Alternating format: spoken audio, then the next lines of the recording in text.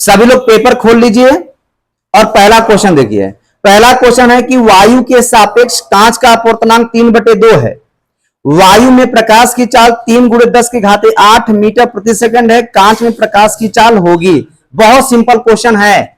देखना, वायु के सापेक्ष कांच का अपवर्तनांक का मतलब क्या हुआ? a/g का मान दिया हुआ है 3/2। बोलो, वायु के सापेक्ष कांच के अपवर्तनांक को इसी तरह से डिनोट करते हैं।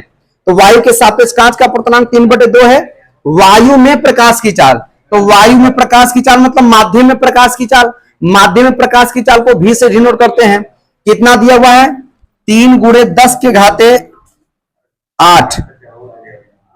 अरे वायु में दिया है, सॉरी, वायु में दिया है, तो वायु में प्रकाश की चाल को c से डिनोट करते हैं। तो वायु में प्रकाश की चाल c है 3 × 10⁸ मीटर प्रति सेकेंड। तो कांच में प्रकाश की चाल मतलब v का मान आपसे पूछा है। क्या पूछा है? v का मान आपसे पूछा है। तो कैसे बताएंगे? देखिए, सूत्र होता है बच्चों अपवर्तनांक a/g बराबर किसी माध्यम के सापेक्ष किसी दूसरे माध्यम के अपवर्तनांक का सूत्र होता है वायु में प्रकाश की चाल बटे माध्यम में प्रकाश की चाल। तो हम लिख देंगे a/g बराबर c/k, मान भर देंगे। a/g का मान कितना दिया हुआ है? 3/2। c का मान दिया है 3 × 10⁸।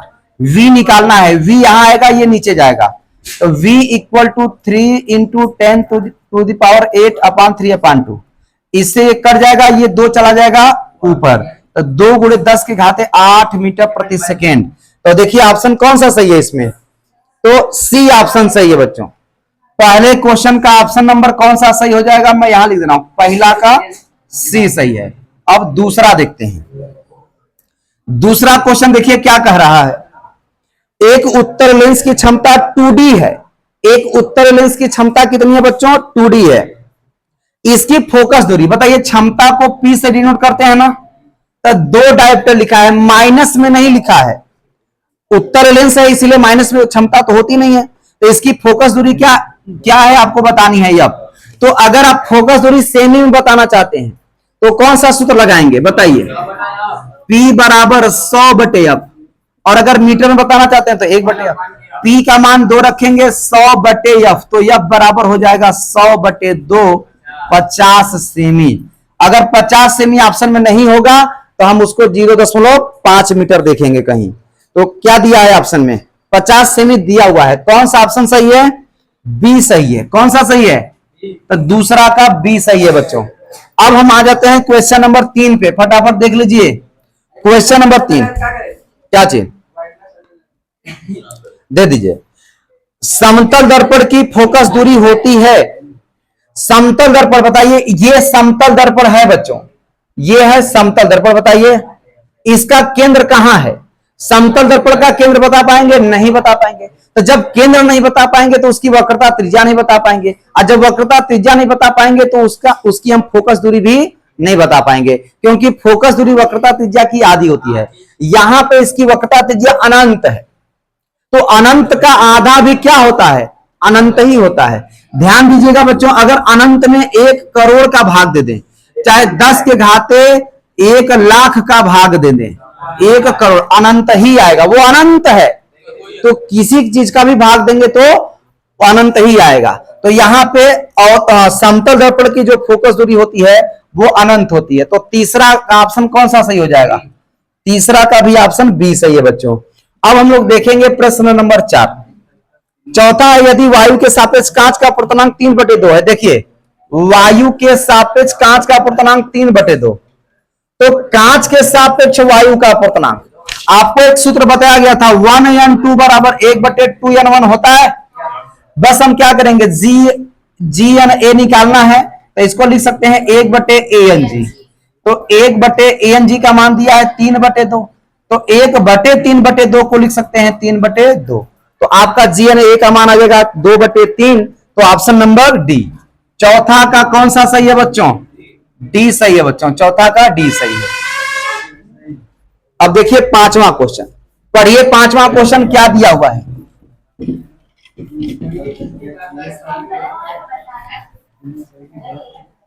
पांचवा क्वेश्चन देखिए, 5वां क्वेश्चन आप लोग भी देखिए, डिस्क्रिप्शन में मैंने पेपर का लिंक दिया हुआ है, आप वहां से पेपर देख सकते हैं।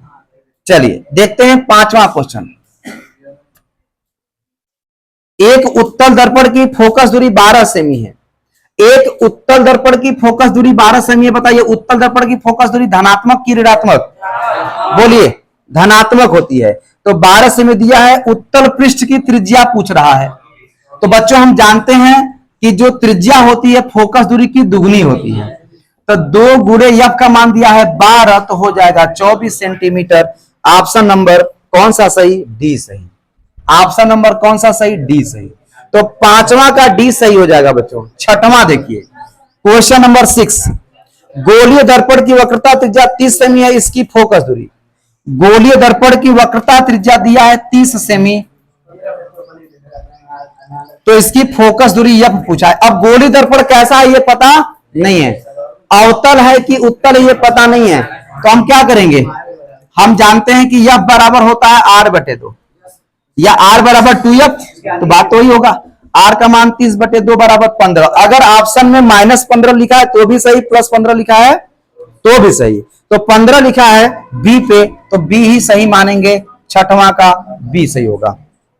7वां आइए देखते हैं, क्वेश्चन नंबर 7, किसी वस्तु तथा उसके प्रतिबिंब, देखो बच्चों, किसी वस्तु तथा उसके प्रतिबिंब की लेंस के प्रकाशिक केंद्र से दूरी क्रमशः 10 सेमी और 30 सेमी है। वस्तु के प्रतिबिंब तथा वस्तु की लंबाई का अनुपात ज्ञात कीजिए। बहुत आसान क्वेश्चन है, एक बार फिर से पढ़िए और क्वेश्चन में क्या क्या दिया हुआ उसके मानों को लिखिए। किसी वस्तु तथा उसके प्रतिबिंब की, वस्तु तथा प्रतिबिंब की लेंस के प्रकाशिक केंद्र से दूरी, पहले वस्तु दिया था तो पहले का मान लेंस से वस्तु की दूरी का होगा, और लेंस से वस्तु की दूरी को u से डिनोट करते हैं। तो u बराबर क्या लिखेंगे बच्चों? -10 सेमी। u का मान 10 दिया, लेकिन हम क्या लिखेंगे? हम -10 लिखेंगे। क्यों -10 लिखेंगे? क्योंकि वस्तु हमेशा लेंस में मुख्य अक्ष पे किधर रखी जाती है? बाएं साइड रखी जाती है। और चिन्ह परिपाटी कहता है कि ध्रुव से बाएं तरफ की दूरियां, प्रकाशिक केंद्र से बाएं तरफ की दूरियां ऋणात्मक होती हैं, इसलिए u का मान हमेशा ऋणात्मक लिखेंगे। चाहे लेंस रहे चाहे दर्पण रहे, हमेशा u का मान ऋणात्मक लिखते हैं बच्चों। ठीक है जी, आगे देखो, तो u का मान हो गया 10 सेमी। आगे क्या दिया हुआ है प्रश्न में? और प्रतिबिंब की दूरी 30 सेमी है। v बराबर कितना लिखेंगे? 30 सेमी। तो वस्तु के प्रतिबिंब तथा वस्तु की लंबाई का अनुपात, वस्तु के प्रतिबिंब का मतलब हो गया वस्तु के प्रतिबिंब तथा वस्तु की लंबाई का अनुपात पूछा है, मतलब h' का मान पूछा है। h' मतलब रेखीय आवर्धन। रेखीय आवर्धन को क्या कहते हैं? प्रतिबिंब की लंबाई बटे वस्तु की लंबाई। तो हमसे h' पूछा है, तो बच्चों लेंस के रेखीय आवर्धन का सूत्र क्या होता है? बोलो, लेंस के रेखीय आवर्धन से ऐसा सूत्र बोलो जिसमें ये चारों अक्षर आते हो। बोलो, लेंस वाले में होता नहीं है क्या? h' बराबर v/u, बोलो ना, होता है। तो h' बराबर क्या हो जाएगा? v का मान 30/-10, तो ये हो जाएगा 3/1। ऑप्शन नंबर पूछा क्या है? वस्तु के प्रतिबिंब तथा वस्तु की लंबाई का अनुपात, तो 1 से अधिक आ रहा है। 3/1 का मतलब 1 से अधिक ना है, 3 न हुआ, तो 3 1 से अधिक है कि कम है? 1 से अधिक है। तो ऑप्शन नंबर कौन सा सही होगा? ऑप्शन नंबर बी सही होगा। 7वां का कौन सा सही है? बी सही है। अब आ जाते हैं 8वें प्रश्न पे। वो चल रहा है, वो चल रहा है, वो ऐसी ही है, वो सेटिंग हो गया है, उसको ठीक करेंगे तो दिखाने लगेगा फोटो। देखिए क्वेश्चन नंबर 8 देखिए, 50 सेमी फोकस दूरी वाले उत्तल लेंस की क्षमता बताओ। इससे आसान कोई क्वेश्चन होगा?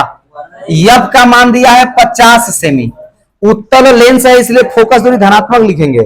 क्षमता डी पूछा है, सूत्र होता है डी बराबर 100/f, होता है कि नहीं? 100/f, क्योंकि फोकस दूरी सेमी में है तो 100/f सूत्र लगाएंगे। तो ये हो जाएगा 2 डायोप्टर। डी का मान कितना आ गया? 2 डायोप्टर। तो +2 की -2, 50 सेमी फोकस दूरी वाले। तो देखिए जब फोकस दूरी धनात्मक में लिखा है तो हम उसको धनात्मक ही मानेंगे, उत्तल लेंस मानेंगे, और उत्तल लेंस की क्षमता भी धनात्मक होती है। तो कौन सा ऑप्शन सही है? बी वाला सही है। 8वां का बी सही है, +2 डायोप्टर पे ही टिक करेंगे। अब आ जाइए आगे, क्वेश्चन नंबर 9, 9वां क्वेश्चन देखिए, उत्तल दर्पण से बनने वाले प्रतिबिंब की प्रकृति है वास्तविक व सीधा। उत्तल दर्पण से बनने वाले प्रतिबिंब की प्रकृति है। देखो उत्तल दर्पण में हमेशा कैसा प्रतिबिंब बनता है बताओ जरा। वस्तु चाहे कहीं भी हो, मुख्य अक्ष के समांतर चलने वाली प्रकाश की किरण दर्पण से परावर्तन के पश्चात फोकस से निकलकर जाती है और दूसरी को वक्रता केंद्र की तरफ जाती हुई प्रतीत कराते हैं, तो यह उसी मार्ग में वापस लौट आती है। ये दोनों कहां काटते हैं? फोकस और ध्रुव के बीच में। हमेशा प्रतिबिंब कैसा बनता है? आभासी सीधा, वस्तु से छोटा। अब देखते हैं ऑप्शन क्या दिया हुआ है। 9वां प्रश्न, आभासी व सीधा, तो बन रहा है आभासी सीधा। और क्या दिया? वास्तविक सीधा बनबा नहीं करेगा, आभासी उल्टा बनबा नहीं करेगा, वास्तविक उल्टा। गलत है, बी ऑप्शन। 9वां का कौन सही है सर? बी सही है। अब आ जाते हैं प्रश्न नंबर 10 पे। समतल दर्पण द्वारा निर्मित प्रतिबिंब का आवर्धन होता है। समतल दर्पण द्वारा निर्मित प्रतिबिंब का आवर्धन, देखो बच्चों, जिस दर्पण में हम लोग सुबह सुबह अपना चेहरा देखते हैं वो समतल दर्पण होता है। तो उस दर्पण के सामने आप जितने बड़े हो उतना ही बड़ा आपका प्रतिबिंब दिखाई देता है। तो प्रतिबिंब की लंबाई और वस्तु की लंबाई समान होती है। अगर आप 5 फुट के हो तो 5 फीट का ही दिखाई देंगे आप, ठीक है। तो प्रतिबिंब की लंबाई बटे वस्तु की लंबाई 5 5 1 हो जाएगा। रेखीय आवर्धन कितना हो जाएगा? 1 हो जाएगा। तो रेखीय आवर्धन 1 हो जाएगा। कौन सा ऑप्शन सही है? ऑप्शन नंबर 1 सही है, ए सही है। 10वां का ए, 10वां का ए सही है। अब हम बात करेंगे 11 की। क्वेश्चन नंबर 11 देखिए, एक उत्तल दर्पण की फोकस दूरी होगी जिसकी वक्रता त्रिज्या 32 सेमी है। एक उत्तल दर्पण की फोकस दूरी होगी जिसकी वक्रता त्रिज्या 32 सेमी है। बताओ क्या क्या होगा? उत्तल दर्पण की फोकस दूरी धनात्मक होती है और वक्रता त्रिज्या पूछा है। वक्रता त्रिज्या फोकस दूरी की दुगुनी होती है। तो 2 गुणे 30 बराबर 60। दुनिया का सबसे आसान सवाल क्या हो जाएगी? अरे हम कहा लगा दिले, एक उत्तल दर्पण की फोकस दूरी होगी। अच्छा उल्टा हम बताओ थे, कौन लगाओ लगनी हो? फिर से सुनिए, गलत क्वेश्चन लिखा गया बच्चों, सॉरी। एक उत्तल दर्पण की फोकस दूरी होगी, फोकस दूरी पूछा है और वक्रता त्रिज्या 32 दिया है बच्चों। तो हम जानते हैं F बराबर R बटे 2 होता है। दर्पण उत्तल है तो वक्रता त्रिज्या धनात्मक है, लिखेंगे। R का मान 32 बटे 2 कर देंगे, 16 आ जाएगा। तो ऑप्शन नंबर बी सही होगा। 11वां का कौन सही है? बी। अब हम बात करते हैं 12 नंबर, क्वेश्चन नंबर 12।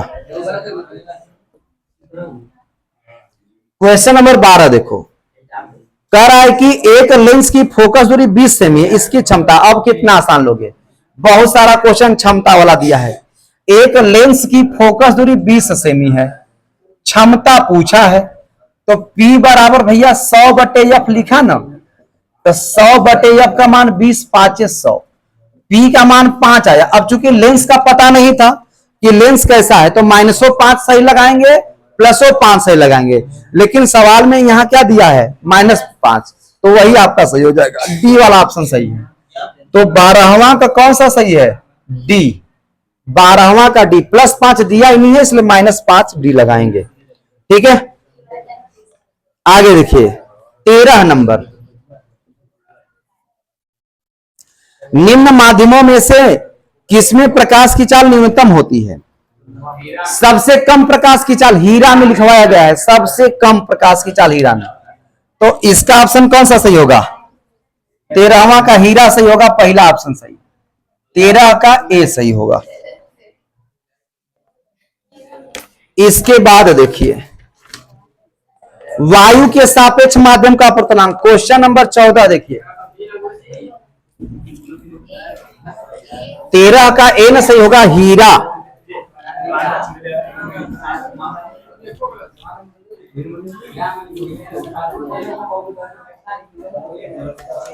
ए देखिए 16 इधर ध्यान दो बेटा।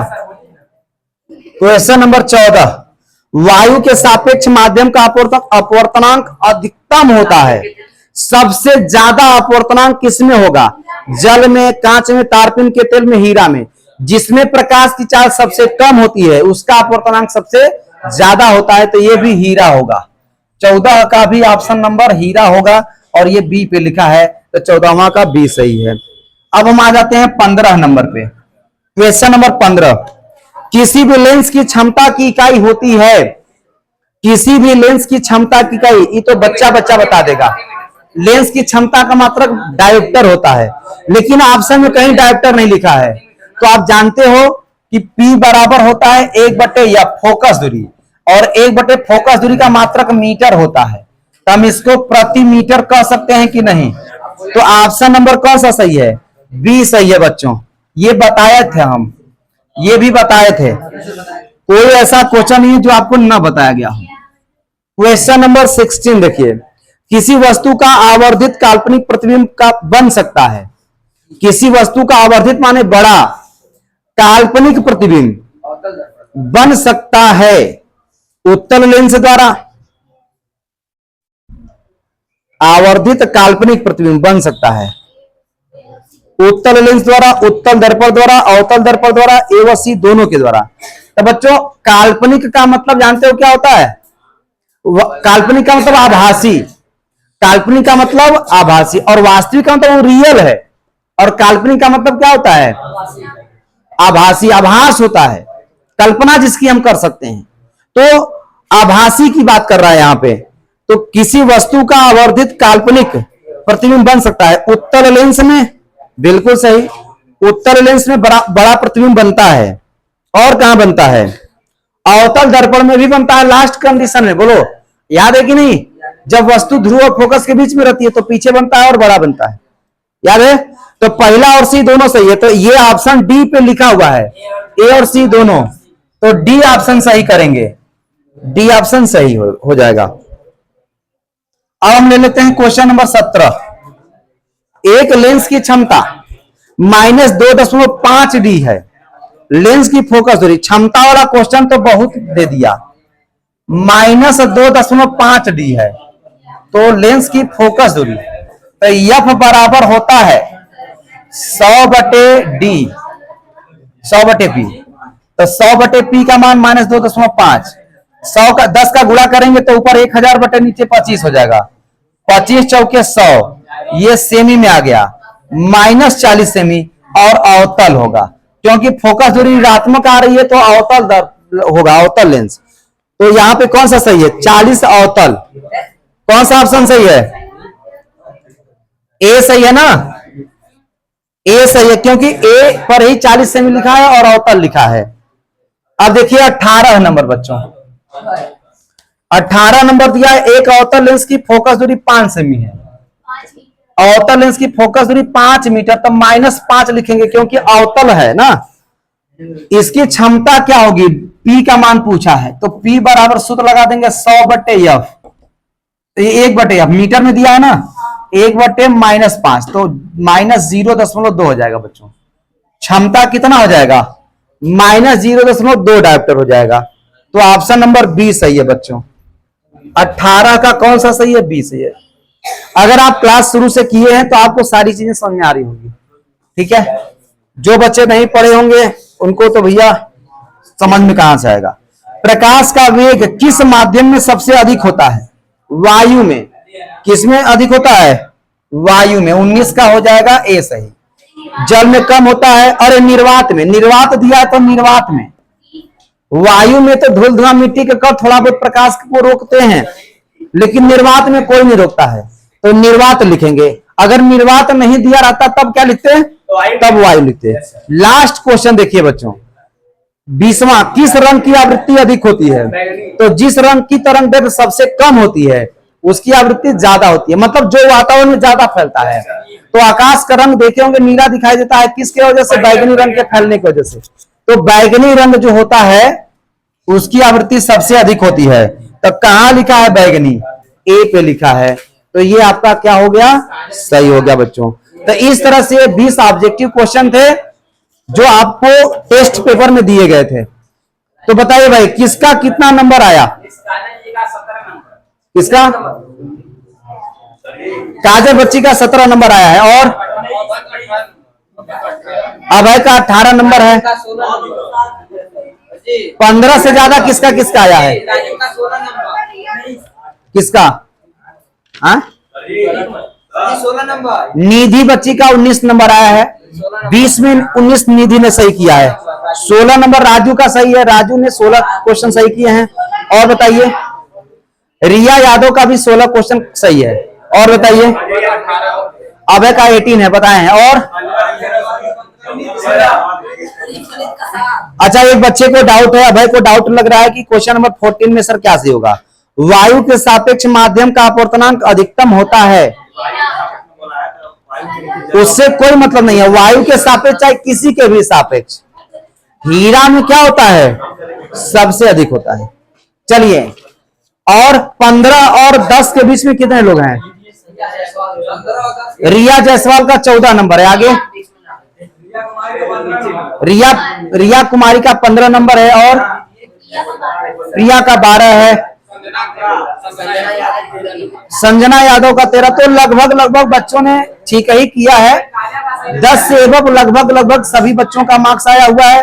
15 और 20 के बीच में लगभग 8 से 9 बच्चे पाए हैं। तो ठीक है, इसी तरह से आप लोग तैयारी करते रहिए, और हमें उम्मीद है कि आप लोग आगे से 20 में 20 क्वेश्चन सही करेंगे। ठीक है बच्चों, मिलते हैं अगले वीडियो में, तब तक के लिए बाय बाय।